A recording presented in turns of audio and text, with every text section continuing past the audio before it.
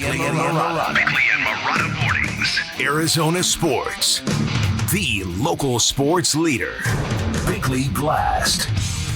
Kenny Dillingham just moved into his new house, a palace that was 2 years in the making, and the symbolism is fantastic because at the very same time, ASU football is on the verge of moving into a new home as well, the exclusive neighborhood of elite football programs full of mansions and gardens and security gates. Welcome to a moment, folks, that is 26 years in the making, a fairy tale about sleeping giants that actually do get their lazy backsides out of bed. Who knew Dillingham was the hero we didn't know we needed? Young enough to blend with students who storm the field, wise enough to recruit the right coaches and players, and frame every challenge in a way that speaks to all of them.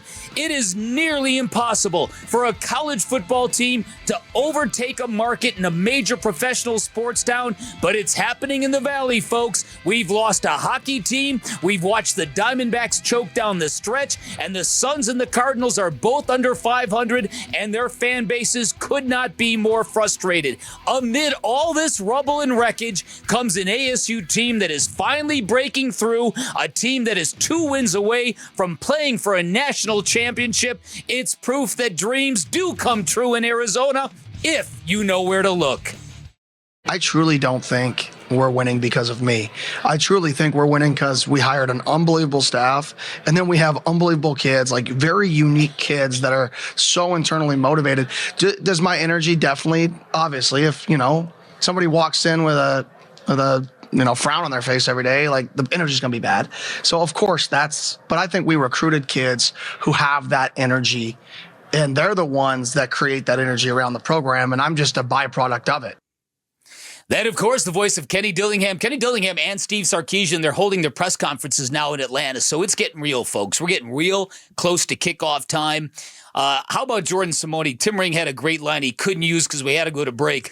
Jordan Simone, the biggest homer for ASU football you're going to find, who lost his gig for not being homer enough. Just cruel. It's just cruel. I was thinking about this, the portal era obviously can help coaches rebuild on the fly.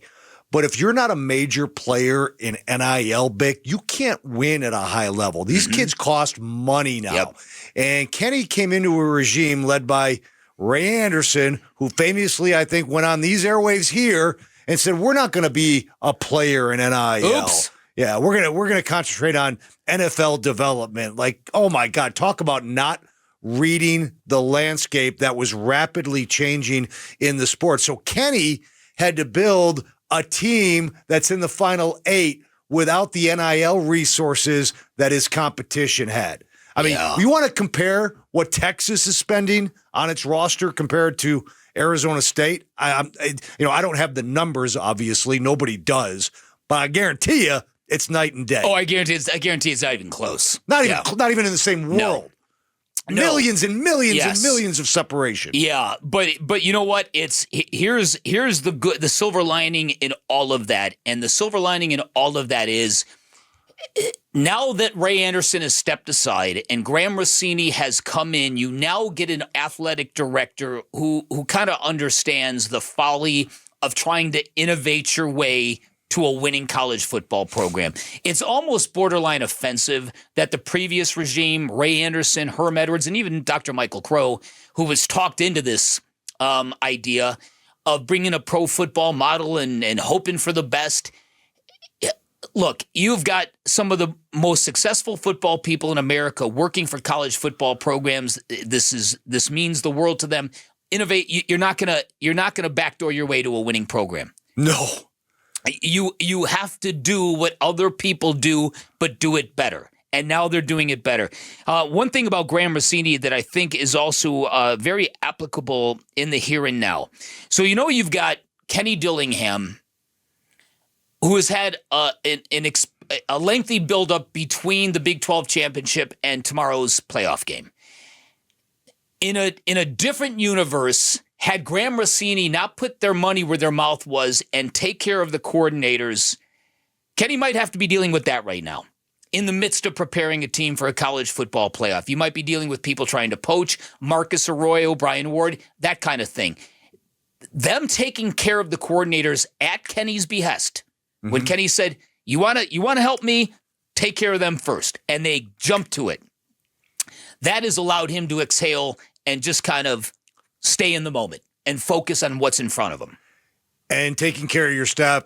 I mean, look, coordinators are important, obviously, all the time. But these kind of games with this kind of buildup and this much lag time between your previous game, and let's be honest, I'm sure they were looking at Clemson a little bit, but the focus has probably been on Texas since the brackets were solidified, right? Yeah. So Marcus Arroyo and Brian Ward to have that security, not that they wouldn't have done the best job possible without the contract extensions, but this is when those two guys are going to earn their money. Oh, yeah. I'm convinced when you talk about a game with that much prep time leading up to it, and a game where you may even be outmanned from a talent standpoint on both sides of the football, it's critical that Arroyo and Ward win on game day against their counterparts on the other sideline. Great point. This might not be a Kenny Dillingham, Steve Sarkisian thing. This may be a coordinator matchup where the Sun Devils, if they can win that matchup, they're going to have an excellent chance to win the football Marcus game. Arroyo on the challenges ahead. Yeah, I mean, when you're playing against a defense as well, you got to be patient with it. You know, you got to be patient with some of the stuff you're doing. You got to find a little bit of here and there, some edges, wherever you can find them. Be patient, take care of the football, try to avoid negative plays, stay in manageable situations best you can, create some leverage or matchups in any which way we can, get creative, and try to put our best foot forward. You got to play fast. Got to get guys to know what they're doing when you're playing good defenses. You can't give them a whole bunch of wizardry and expect guys to try to, figure it out on the fly. That'd be a mistake by me. I think do some things we've done, stay true to who we are, and let our guys go play fast. And so. It's awesome. It's a great opportunity. They're excited about the challenge. I know that. And, of course, Shamari Simmons will be available to the Sun Devils in the second half. I don't know how big of an issue that is going to be in the first half for them. Who do you feel more confident going into the game, the offensive side of the ball or the defensive side of the ball? Probably the offensive side of the ball, because I think, what Marcus said there is what I said earlier during the reboot. Be true to themselves. Be true to who they are. Don't flinch. We talk about Kyler Murray flinching and glitching. Right. The stage is big now. So these kids, let's be honest, there's going to be some spinning early on in this football game. Don't have a back-breaking turnover. Don't fumble the opening kickoff. Don't throw a pick six and get this thing sideways where you're trying to now climb uphill the rest of the game. Be true to yourself. Feed the ball to Scadaboo. The problem with Simmons missing the first half, Bick, is Texas, because Bond is back now. He had an ankle injury. They got three really good wide receivers. And by the way, a great tight end. So when you lose your nickel, it can affect you. Great point. Thanks for watching Bickley and Marotta. Click to see the latest Bickley Blast and hit the button in the middle to subscribe to Arizona Sports.